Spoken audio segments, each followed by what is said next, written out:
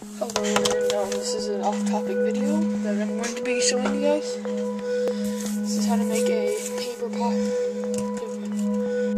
This is just a little fun video that I'm making, besides my gecko videos, because they got really sick, so I figured I'd just make a new topic videos. It's going to make a very annoying sound with just a single little sheet of paper.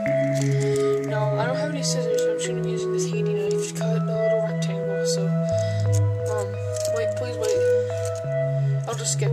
So, okay, I just cut out this rectangle. It should be about this size. No, I said rectangle is correct. It depends on the size of your face. But all you need to do is fold it in half, like shown.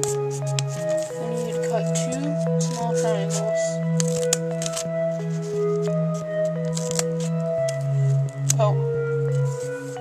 On your piece of paper.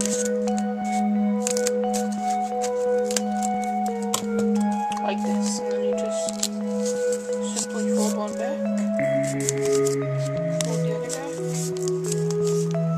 and you've made yourself a popper. No, a noisemaker.